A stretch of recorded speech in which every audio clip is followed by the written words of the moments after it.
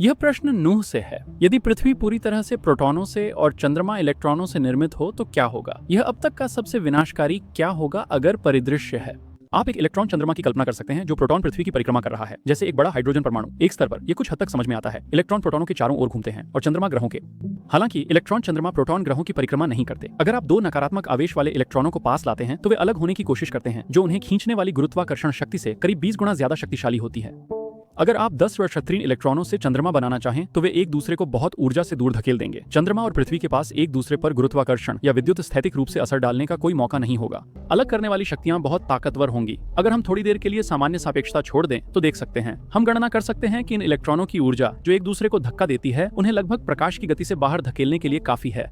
लेकिन यह उन स्थितियों में से एक है जहां प्रकाश की गति के करीब कहना बहुत मायने नहीं रखता। एक सामान्य कण त्वरक में इलेक्ट्रॉन भी लगभग प्रकाश की गति से चलते हैं। विस्फोटित चंद्रमा में हर इलेक्ट्रॉन के पास प्लैंक ऊर्जा से कई गुना ज्यादा ऊर्जा होती है, जो हमारे सबसे बड़े त्वरकों में पाई जाने वाली ऊर्जा से भी काफी अधिक है। दूसरे शब्दों में, नोहा का सवाल हमें सामान्य भौतिकी से हटाकर क्वांटम ग्रेविटी और स्ट्रिंग थ्योरी जैसी सैद्धांतिक चीजों की ओर ले जाता है। मैंने एक स्ट्रिंग थ्योरिस्ट से बात की और नोहा की स्थिति साझा की। डॉ केलर सहमत हुए कि हमें उन गणनाओं पर भरोसा नहीं करना चाहिए जो हर इलेक्ट्रॉन को अत्यधिक ऊर्जा देती हैं। उन्होंने कहा, मैं प्लैंक स्केल से ऊपर प्रतिकण ऊर्जा पर भरोसा नहीं करती। सबसे अधिक ऊर्जा जो हमने देखी है वह कॉस्मिक किरणों में है, जो LHC से लगभग 10 की 6वीं शक्ति अधिक है, लेकिन फिर भी प्लैंक ऊर्जा के करीब नहीं है। स्ट्रिंग थ्योरिस्ट होने के नाते मैं कह सकता हूं कि कुछ स्ट्रिंग ही होगा, लेकिन सच ये है कि हम नहीं जानते। सौभाग्य से ये कहानी का अंत नहीं। क्या आपको याद है कि हम सामान्य सापेक्षता को नजरअंदाज कर रहे हैं? खैर, यह उन दुर्लभ स्थितियों में से एक है जहां सामान्य सापेक्षता को शामिल करने से समस्या हल करना सरल हो जाता है। इस स्थिति में ऊर्जा काफी अधिक है। जो ऊर्जा हम मानते हैं वह सभी इलेक्ट्रॉनों को अलग कर देगी। यह ऊर्जा द्रव्यमान की तरह समय और अंतरिक्ष को विकृत करती है।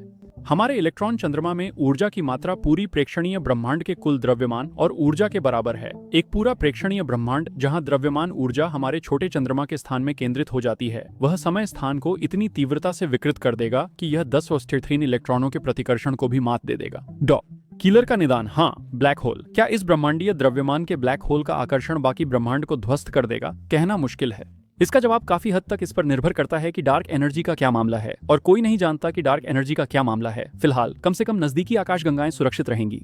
चूंकि ब्लैक होल का गुरुत्वाकर्षण प्रभाव केवल प्रकाश की गति से बाहर की ओर फैलने की क्षमता रखता है, हमारे चारों ओर का अधिकांश ब्रह्मांड हमारे बेतुके इलेक्ट्रॉन प्रयोग से तब तक आनंदपूर्वक अनजान रहेगा जब तक कि वे अचानक से जागरूक नहीं हो जाते।